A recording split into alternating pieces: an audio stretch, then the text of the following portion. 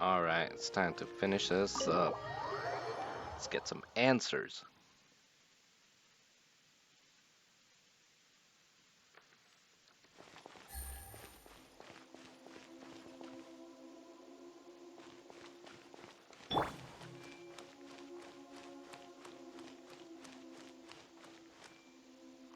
Nahida! Hello, Traveler and Paimon. What a fantastic night. I'm still immersed in all the happiness and joy, like a candle floating on water. So are we, and that's why we're here to talk with you. Is there anything you want to know?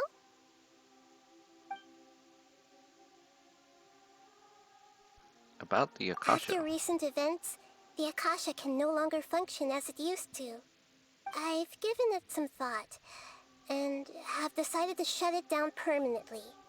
But this is definitely not a bad thing. Even from the beginning, I've been planning to shut it down.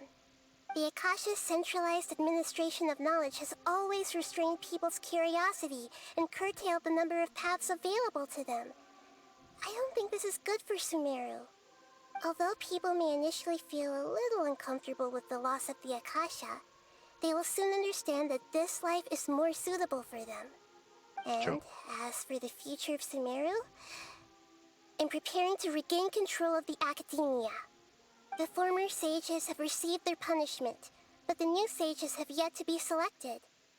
I will oversee the process personally. I hope that the new 6 great sages will be more focused on academics. Sumeru needs such leaders more than ever. The other big issue is the people of King Deshret. All the residents of the desert, in fact. They have been mistreated for far too long. I've already taken some measures to address this. It will take some time to rebuild everything, but no matter if it's culture, friendship, or trust, we will rebuild it. About what happened after I fell asleep that day. You mean, what happened after the doctor put you to sleep? Did he take the gnosis?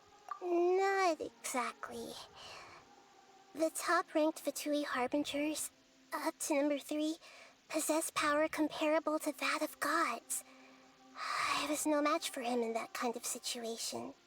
However, in spite of the bad situation, I still managed to make a fair deal with the doctor. I'm sure you remember the entity that changed your fate, the Heavenly Principles. In fact, the Heavenly Principles has been quiet since the Conria disaster 500 years ago.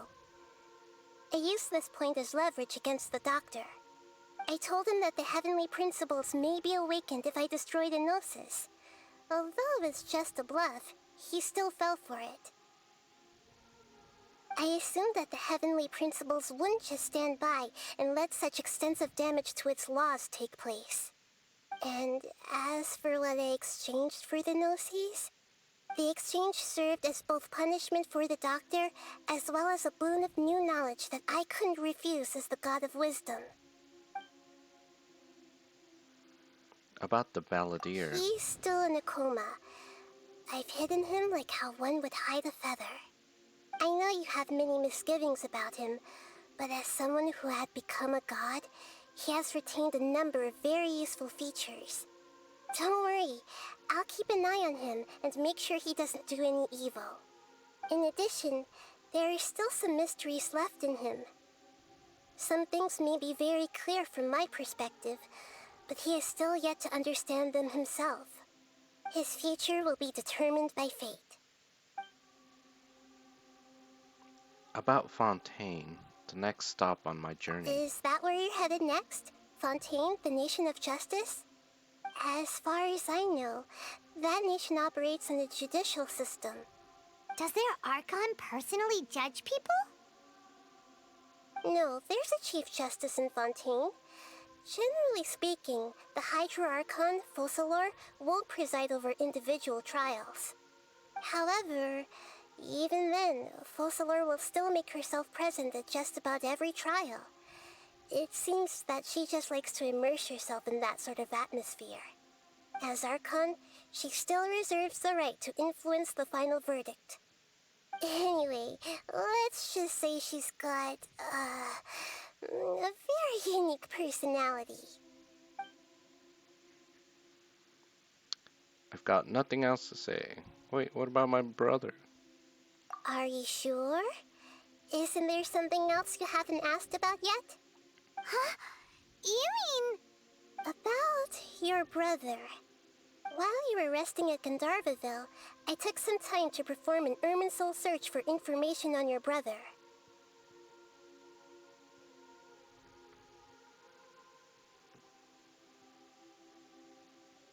There shouldn't be any information on him in Irminsul. Yeah! Isn't Irminsul a repository for all the information and memories of Teyvat? So there shouldn't be anything on her or her brother. This is true in your case. Irminsul indeed does not have any information on you. However, there must be something different about your brother. Because as it turns out, the world has recorded information on him after all. What? Nani? There's only one possible explanation. He belongs to this world.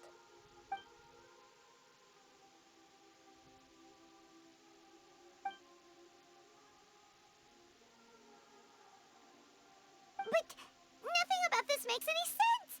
Wasn't this your first trip to Teyvat?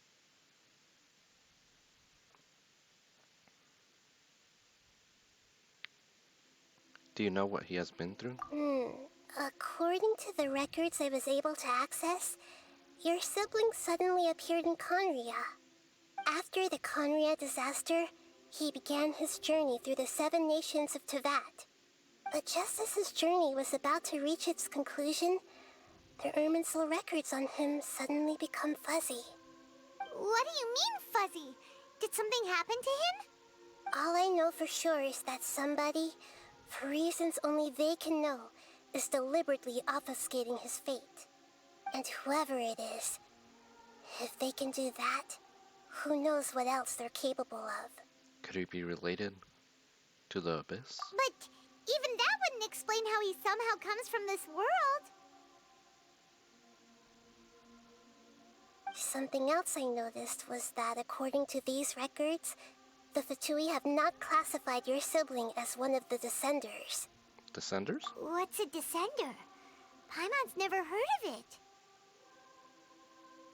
Look, I'm sure you must be curious about the information I received from the Fatui in return for my gnosis, right? A very important part of the intel was about this world's Descenders. External beings, ones that don't belong to this world. Traveler, you are Teyvat's 4th Descender. 4th? Huh? So the Fatui count 3 other Descenders before the Traveler, and her brother isn't even one of them? That's right. My current hypothesis is that the first Descender was likely what we now call the Heavenly Principles.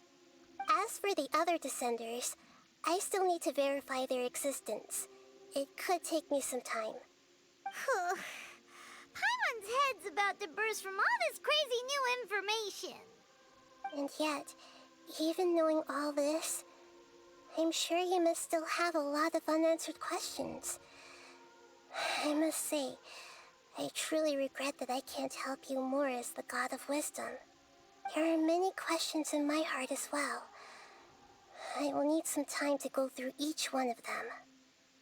Same here. I'll need some time to reflect on what you've said. And soon, you'll also begin your journey anew and depart from Sumeru. I'm very interested in your future. It's a journey that can't be observed or recorded by this world. If fate is the ultimate knowledge, then your future will be the ultimate fate. Paimon's sure glad we got to meet you, Nahida. The pleasure is all mine. I can't thank you enough. Alright, that's enough talk for today. If you ever miss me, just close your eyes, and maybe I'll appear in your dreams. Things in Sumeru have settled down now. Paimon bets people will be coming up with new and interesting ideas at this time. How about we take a walk around Sumeru City and see if anyone needs our help? Paimon has a sneaking suspicion that it just might pay off. Okay. It was worth a shot. Let's see if she said anything else. Is there anything you want to... Oh, And same soon, things. you'll also begin your journey anew and depart from Sumeru. I'm very interested in your future. It's a journey that can't be observed or recorded by this world. If fate is the ultimate knowledge, then your future will be the ultimate fate. I'm sure glad we got to meet you, Nahida. The pleasure is all mine. I can't thank you enough. Alright, that's enough talk for today. Oh, thank you. First person to tell me anything about my sibling. Interesting. Just raises more questions than anything. And we got more people that got isekai'd before us.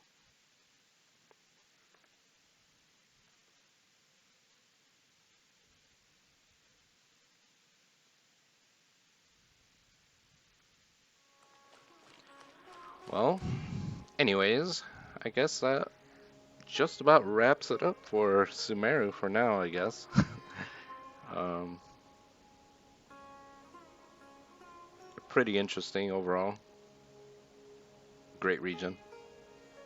Hope you guys enjoyed. And until next time, see ya.